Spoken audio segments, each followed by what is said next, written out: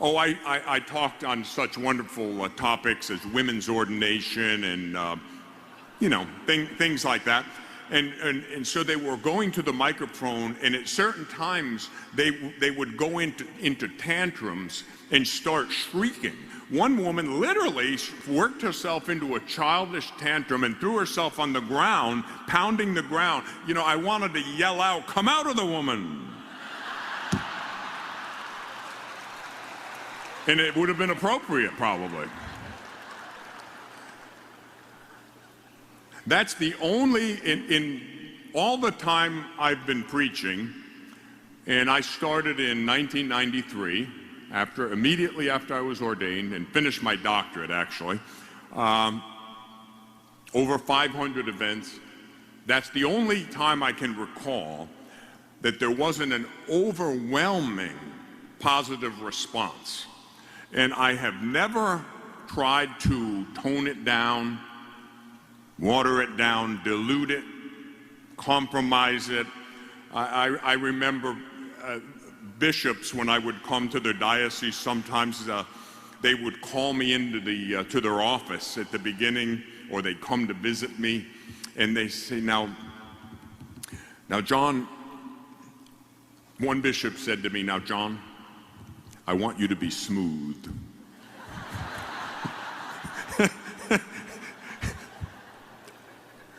I couldn't help it. I just burst out laughing. And I said, "Bishop, smooth? Moi?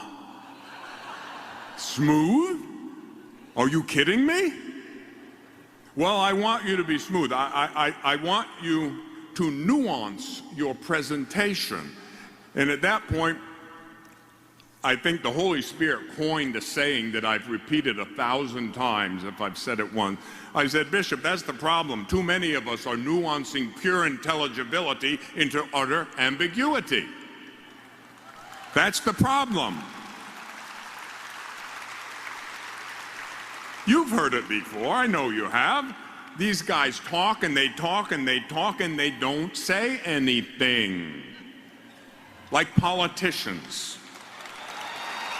Right? Smooth. Yeah, very smooth. You know what they're like? If you know the history of philosophy, especially Greek philosophy, you know what the sophists were. Sophistry. The sophists were a certain, I wouldn't even dignify them with the term philosophers, but they were a class of citizens in ancient Greece that talked for a living. They were orators, and they were very smooth. They would talk and use eloquent, flowery, erudite language, and the audience would listen, and the pseudo-sophisticated, pseudo-educated people would say, "Doesn't Sophocles talk marvelously well?" And some old farmer would say, "Yeah, what did he say?" And they said, "Well, I don't quite know." That's like Archbishop Fulton Sheen told the story one time when he was starting out. When he first earned his doctorate, he was teaching at a university in London. He was teaching a class of deacons. And he was giving a presentation on theandric actions. A theandric action, that word theandric comes from two Greek words, the word for God and the word for man. Theandric, God-man. A theandric action is an action of the God-man, Jesus Christ, the second person of the Blessed Trinity, doing something through his human nature. Theandric action. So Bishop Sheen was holding forth on theandric actions. And as you know, he was marvelously educated, wonderful, erudite, great communicator of a man, the best preacher of the 20th century, no doubt, one of the best preachers ever.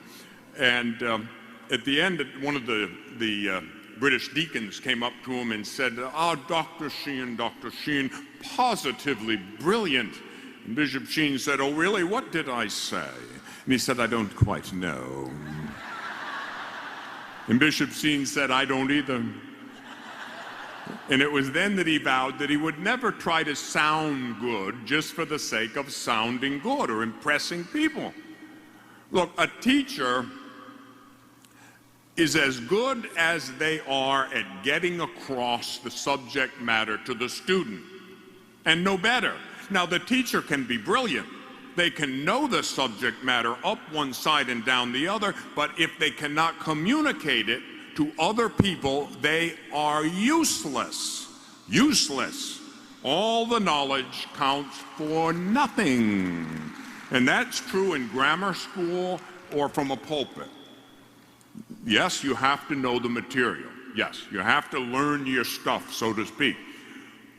But then don't get in the way. You're supposed to be transparent. You're supposed to be able to transmit that pure intelligibility, the truth, without getting in the way. That's our job. I've always considered that my mission. That if I spoke to you and at the end of it, most of you didn't have a clue as to what I had said, I'm a dismal failure. But if the person with the least education could say, yeah, I got that. I know what he meant. If a little child, and this happens, by the way, it's kind of amazing. Oh, no, they don't get every single little thing. But if they get the substance of it, then I've done my job. I've been successful. One of the greatest compliments I ever received was when I was giving my original catechism class for the bishop in the Diocese of Sacramento. That's the one that's been on television Sunday night on EWTN for over 10 years now. They play it every Sunday night unless a pope dies or something, and then, you know, they preempt it. But they play it 1 through 50, and then they start the next week with episode 1. And it's run for over 10 years now. And that's the one I did in Sacramento on the Catechism. By the way, there is nothing else like it anywhere in the universal church. Nothing. There is not a single other video, audio presentation of the Catechism of the Catholic Church anywhere in the world like that. Now, don't ask me why, but that's the way it is. It's 48 hours plus 12 hours of question and answer. So 48 hours of lectures, which synthesizes the Catechism of the Catholic Church, the basics, the fundamentals of our faith, and then it was 12 hours of question and answer. So it's a synthesis, to be sure. Nonetheless, it's the most comprehensive video audio presentation on the Catechism of the Catholic Church, which, by the way, is it if you want to learn your faith. That there is no other substitute. Don't try to reinvent the wheel. The Catechism of the Catholic Church is a sure norm for teaching the faith, as Pope John Paul II said.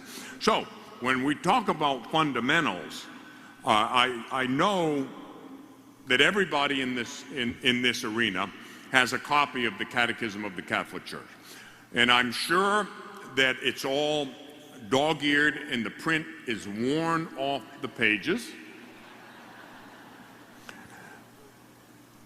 No? Well, like the Nike commercial says, just do it. Pick it up, 10 minutes, 15 minutes a day, and I promise you, you will learn your faith. Take the Catechism, take my series to help you understand it. You will learn. Now look, this is important. Why is this important? Fundamentals are important, right? I mean, in anything, from shooting to baseball to football to business, fundamentals are important. The reason that the world is in the mess that it is in today is because the Catholic Church has been weak in the knees and soft in the spine and in the head in her members. We haven't learned our faith. We haven't, by and large. Now, there are exceptions. Some of you have, but most of you haven't. Oh, somebody wants to contest with me? I'll give an exam right now. And 80% of you will fail it, and you're the good people. So, think about the rest of them. You guys go to church, most of you. You're going to Mass, most of you. 80% of the Catholic Church in North America doesn't even go to Mass on Sunday. 80%. That means only 20% do. That's a precept. That's a precept. If you are missing Mass on Sundays and holy days of obligation without a good reason, you're committing a mortal sin, objectively speaking. Now, I'm not subjectively impugning it because I don't know your situation. Maybe you do have a good reason. Maybe you have a mitigating circumstance. 80% don't even go to Mass. Is it any wonder that the world in which we live is degenerating? That's no wonder. Look, you think back to when we were younger. When I was a boy, just think back. I know many of you are old enough to do that. Think back 50 years, 40 years, even 30, to the way that it was compared to the way that it is now. There is a big difference, a big difference. Why? Because in those days, Christianity and the Catholic Church had a much bigger impact on the world around us. And that's because the average individual Catholic and the average individual Christian, whether they're Baptist or Presbyterian, they practice their faith more faithfully. And that radiated itself into our society at large. More politicians were honest. Now, there were always some dishonest ones, but a greater number of them were honest. The corporate world, a greater number of corporate executives were more honest, had more integrity. In the professions, they had more integrity. Today, the effect of the erosion of Christianity in this country is obvious. The professions, big business, politics, even at times in the church, we've gone downhill. We've slipped. What's happening now? Well, the effects of that, the symptoms of that underlying illness, that disease, are manifest. Your children and your grandchildren will not have the same opportunities that you and I have. They will not, unless something radical changes. They will not have the opportunities that we had. They will not probably even live in a country that's as recognizable as the country we grew up in. My last conference last month in Cincinnati, I did something totally new, something I haven't done before. Most of what I do, I've done before in one form or another, because you can't make it up. The teaching of the church is what it is. I can't come up with like a new idea. I might be able to present that unchanging teaching in an up-to-date way, a new perspective, but the teaching itself can't change. Last month, I did a presentation on the social teaching of the church in Cincinnati.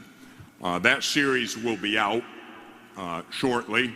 It's being edited now, and it's the first time I've ever done that. And I did it because it's relevant. The social teaching of the church comprises a body of doctrine. That's part of the life of the church. That's part of our life, and it's incredibly relevant. It involves such things as our responsibility to take care of the poor and the marginalized. It involves such things as the economic component of society. There is a great deal of misunderstanding, even inside the church, about the social teaching of the church. The church doesn't support the extreme opposite ends of the pole of radical, unbridled capitalism, which has profit as the only objective of a business enterprise. Nor does the church endorse or support the other end, the other extreme of socialism, especially pure socialism. This is nothing new. When I began to do research for that series on the social teaching of the church, I went all the way back to, well, it goes back further, but 1891 and Rerum Novarum, Pope Leo XIII, is often considered to be the beginnings of the church's social doctrine, and it is considered a body of doctrine. It's not just somebody's opinion, it's church teaching. Pope Leo said an interesting thing. He was prophetic. This was before communism and Nazism exploded in the world, and he said so. Now, you have to understand the context, where he came from. Workers at that time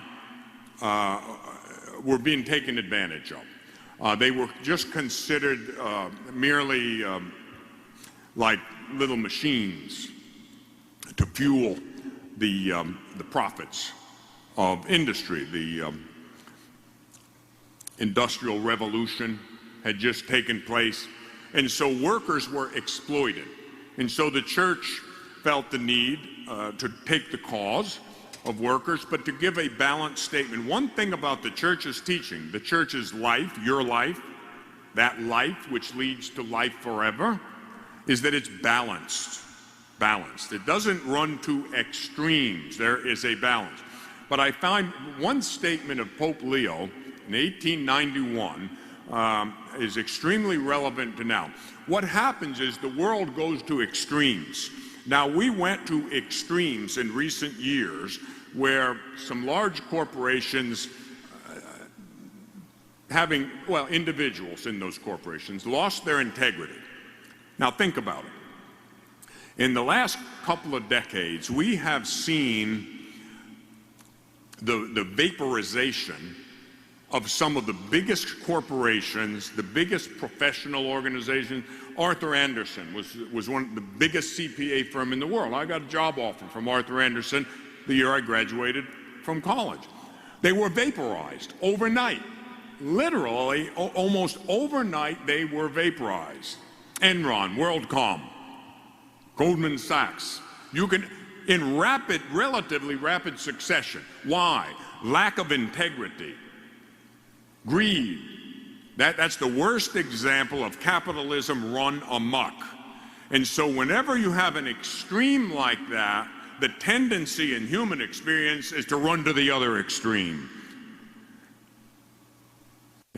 And Pope Leo said in 1891, so you think socialism is the answer to your problems. You think socialism will help the poor. I tell you, socialism will not help the poor. Rather, it will reduce everyone to the same lowest common denominator of poverty and misery, while at the same time drying up the very sources of capital. Watch out. Watch out. You will blink your eyes, wake up a slave. Socialism drains incentive out of the human person. The worst thing you can do to a human being is take away their incentive to work. Take away their hope. Reduce everybody to the same lowest common denominator. I remember reading a letter written by an eminent physician who had grown up in the former Soviet Union. And she described what it was like living in the socialist Soviet Republic. An excellent doctor got paid the same as a horrible doctor. An industrious, excellent farmer was paid the same as a lazy, useless farmer. Everybody got the same. There was no incentive for excellence. And when you take away the incentive for excellence, you impoverish the human spirit. This strikes at the very fabric of humanity. This is a very, very serious error, and the average person, even in the church, just doesn't see it coming. They just don't get it.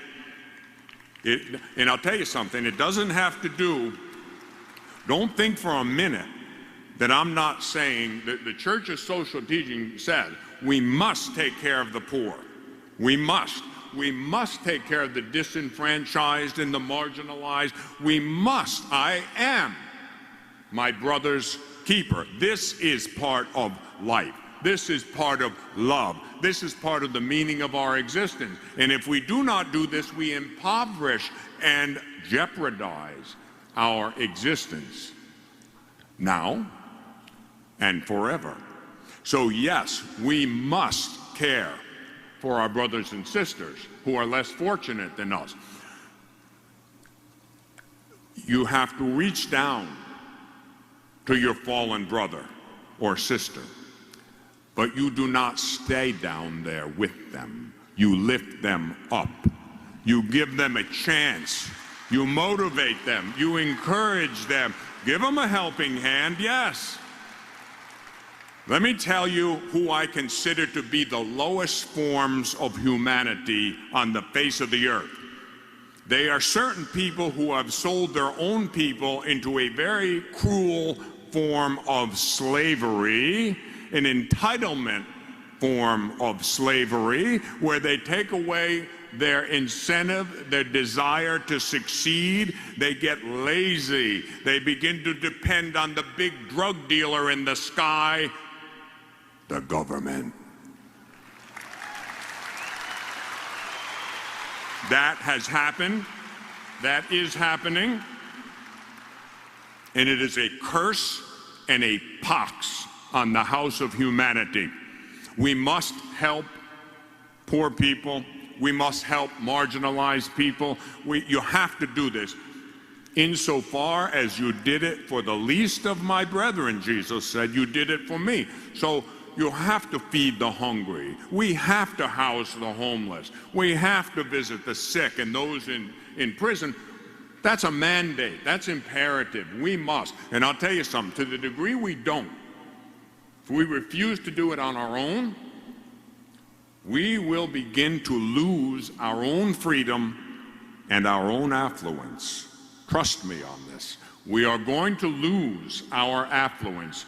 We are already losing our affluence in this country. And I'll tell you the best way to get it back fast.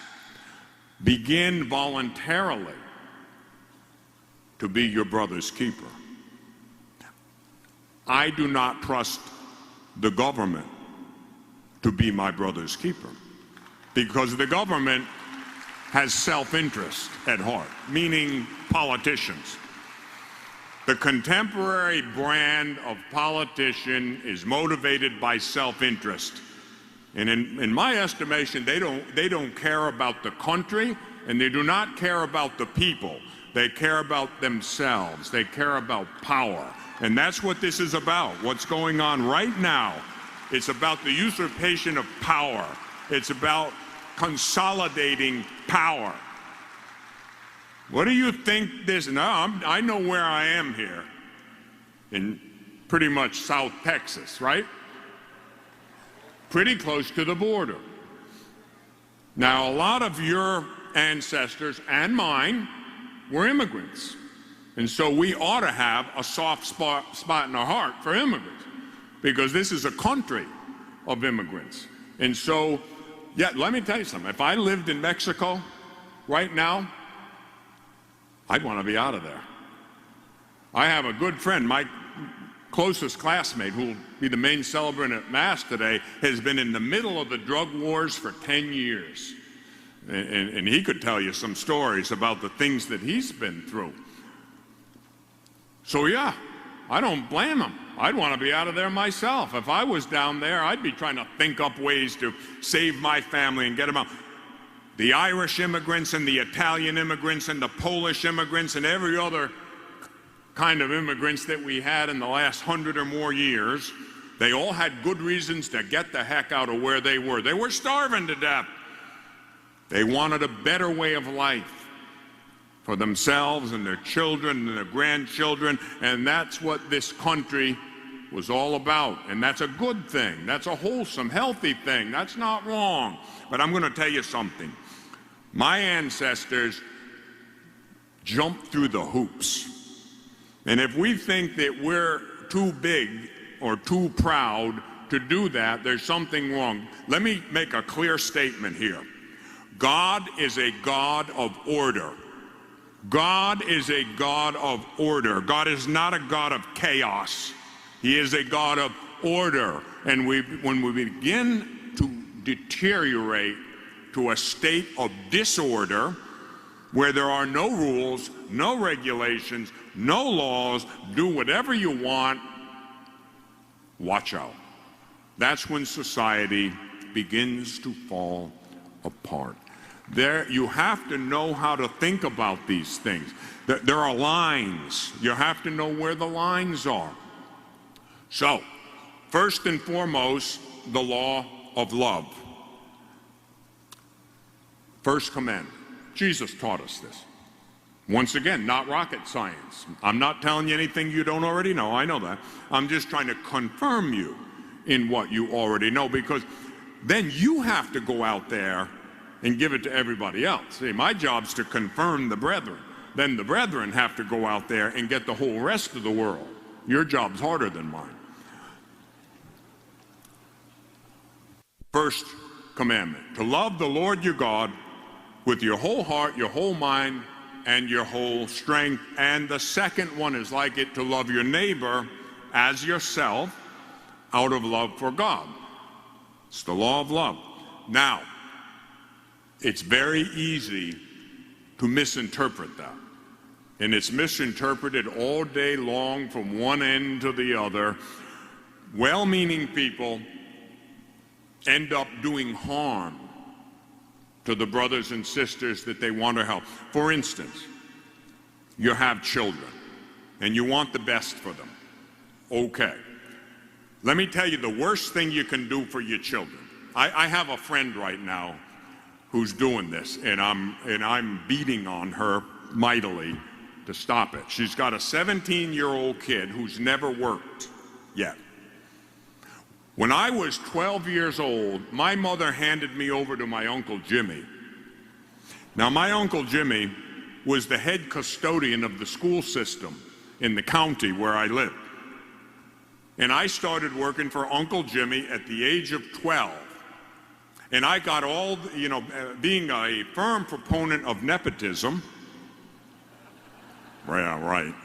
Uncle Jimmy gave me all the best jobs. And when I started working for him, he said, I'm going to make sure that you get all the best jobs that I have. And since I started working at the end of the school year and for the summer, he said, the first job, the best job I'm going to give you is you will clean every boiler in the school system. How did I do it? High tech.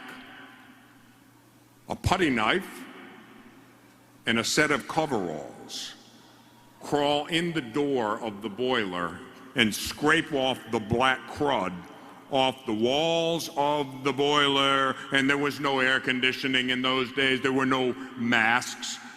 My lungs were filled with black crud, and I'd cough it up for a month, all summer long. Every day I crawled in the boiler, cleaned the inside of the boilers, and then during the school year, I had to be at school 6 a.m., and I would clean toilets, wash floors, etc., etc. And then after school, I had football practice or whatever other sport was going on. And then when that was over, I had to do the rest of my jobs in the janitorial department. And I'd get home in the dark about 8:30 at night. And it was the best thing that ever happened to me. Praise God for Uncle Jimmy. Now, that may seem cruel to some people. Oh, you shouldn't do that. Let me tell you something. Blood, sweat, and tears builds character. If you don't have to work for it, that will diminish your own self-worth. And there's no question about that. It is not love to enslave your brothers and sisters to a system that is a system of entitlements where they think they should get a check for nothing and you should pay for it. That is the kiss of death to both sanity and a well-ordered society. That doesn't work. That isn't working. Most major cities in this country are technically insolvent because of stupidity. Because of stupidity. If you ran your household like governments run theirs today, you'd be bankrupt in no time, and rightly so. You should be. Why? Because you're dumb. In plain English. You can't do that. You can't do that. That is what we're doing. That is what we're doing. And we're not helping people. And once again, don't mistake me. If a person is poor, they're hungry, they can't feed their children, they're sick, they're marginalized, we got to help them. I'm all for it. I want to. I encourage it. But if I were king for a day, yes, I would lean down to my brother or sister and I would help to pick them up. But I would get them standing on their own 2 feet, just like an army drill instructor, meaning fast. St. Paul said, if you will not work, you will not eat. And that's plain English. Let those who will not work not eat. If you enforce that, if you encourage that, you're helping your brother. You're not hurting him, you're helping him. Be soft-hearted. Don't be soft-headed. There's a difference between the two. Yes, life, love, and that's the meaning of our existence. But you have to know where the lines are. Love is not a warm fuzzy. Love is sacrifice. Sometimes you have to be the bad guy in order to truly love your neighbor as yourself out of love for God. See you in a little while.